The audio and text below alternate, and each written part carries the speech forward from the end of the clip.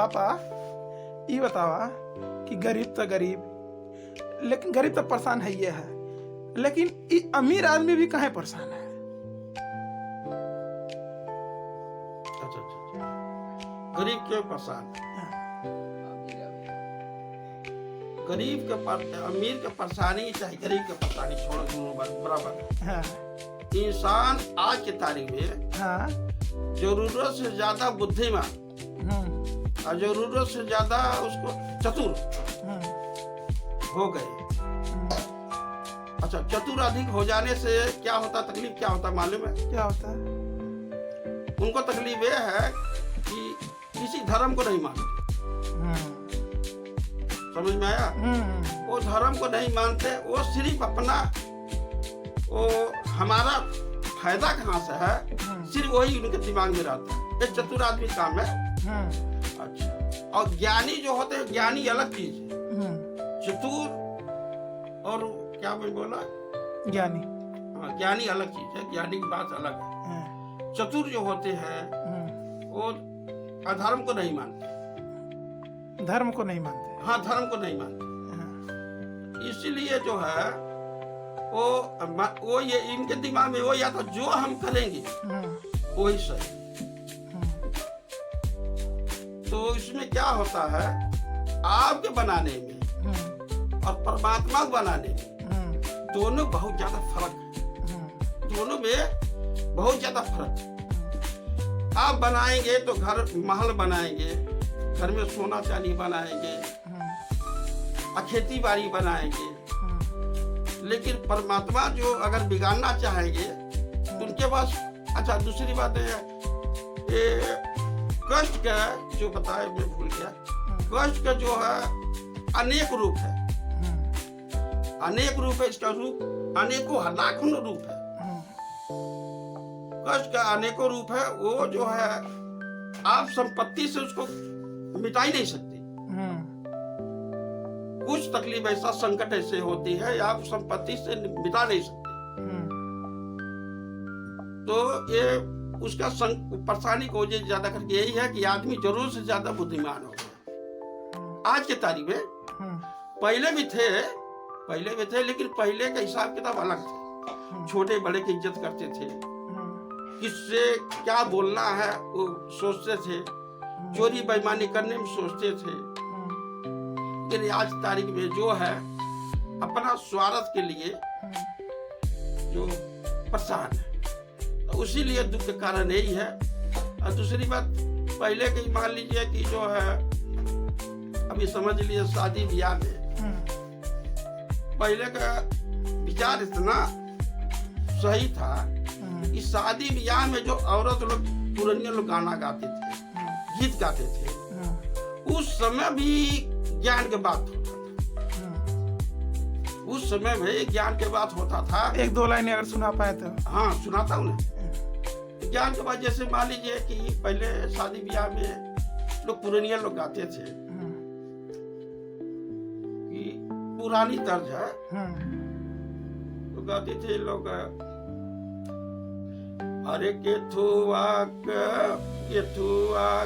दियावा के थुक लागली बाती हो, के थुआ के तेलवा, अरे जरेला सारी राती हो, के थुआ के तेलवा।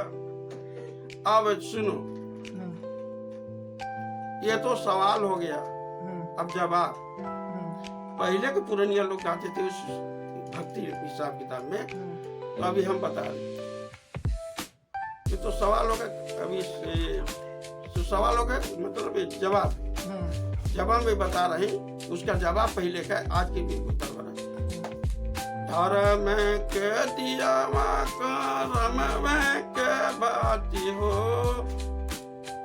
राम, धर्म के दिया करम में के बाती हो, राम नाम के तेलवा जरेला सारी राती हो, राम नाम के तेलवा।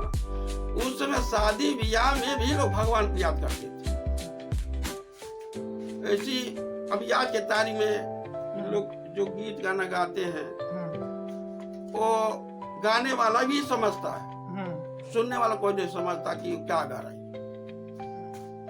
यही मतलब दुख का कारण है कि आदमी अपनी जगह से खसक गया।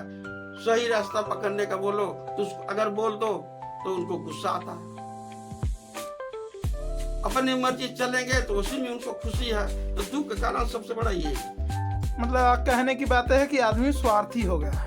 नहीं, ऐसा है कुछ है, ऐसे मान लीजिए कि तुम सिर्फ अपना बुद्धि लगाओगे, दूसरे को सुनते नहीं हो तो तकलीफ तो आएगा। अगर सही, अगर मान लो उम्र वाले आदमी है, वो ज्यादा दिन से जिया है, ज्यादा दिन से जानता, सब कुछ जानता है, क्या गलत क्या सही हो, बोलेगा बेटा ऐसा नहीं करने का, ऐसा कर, बोले क्यों रहो, वो अपने वाली करेगा।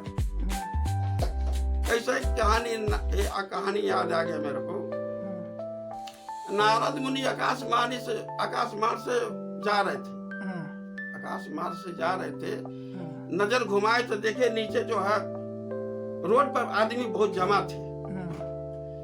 तो वहां पर प्रकट हुए तो बोले कि यहाँ भीड़ क्यों है? तो बोले कि मुनि जी ऐसा है कि रास्ते में हाथी पगला गई है, वो रास्ता जाम हो गया, उधर नहीं जा सकते। तो एक बात उनके दिमाग में आएगा, भगवान विष्णु भगवान एक बात कहे थे कि नारद से कि देखिए नारद, हम सब में हैं, जीव जंतु मानो सब में हम हैं। तो उनके दिमाग, नारद के दिमाग में याद आया तो बोले कि सब ऐसे मतलब कहे हैं कि सब में हम हैं। तो अगर जब हाथी पगला है उसके अंदर भी है, बराबर। तो उनके दिमाग में आया जब स्वयं भगवान उसके अंदर है तो हमारा कुछ नहीं करेंगे। अब सब आदमी, कोई नहीं गया, वो जा रहे हैं। सब लोग बोला कि अरे बाबा जी मत जाइए, महात्मा जी मत जाइए, हाथी पटक देंगे। अब वो किसी को सुनेंगे, चलते जा रहे। जब हाथी जब करीब में गया तो हाथी पटक के उठा पटक दिया। अब ये तो मान लो फिर शक्ति द्वारा अपना आकाश मार्ग से उड़ गए। अब स्वयं गए विष्णु भगवान के पास, भड़क गए। बोलते हैं साधारण आदमी तो झूठ बोलता, लेकिन आप भी बोल रहे हैं।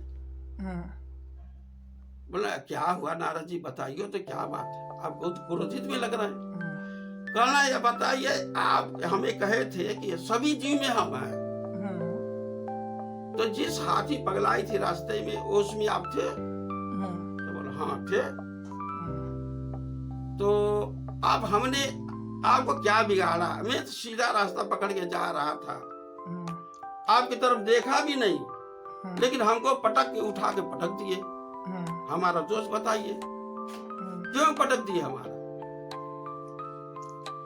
तो भगवान बोले कैसा है नारद जी, आप ध्यान दीजिए, मैंने आपसे क्या कहा था, मैं सभी जीव में है। आप जब जिस समय जा रहे थे आगे हाथी के करीब, तो किसी ने मना भी किया था। हाँ मना तो किए थे, बहुत आदमी मना किए थे, लेकिन मैंने ये सोचा जब आप स्वयं हैं तो हम आपकी तरफ कुछ बिगाड़ूंगा नहीं, तो हमारा कुछ आप कुछ करेंगे नहीं। तो बोला आप जो मना किया तो वो कौन था? आपको जो मना किया वो कौन था? वो भी तो हम ही थे।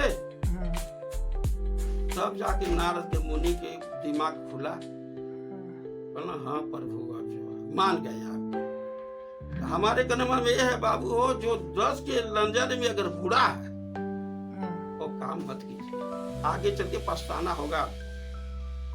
बस यही मैं कहना चाहता हूँ, बाकी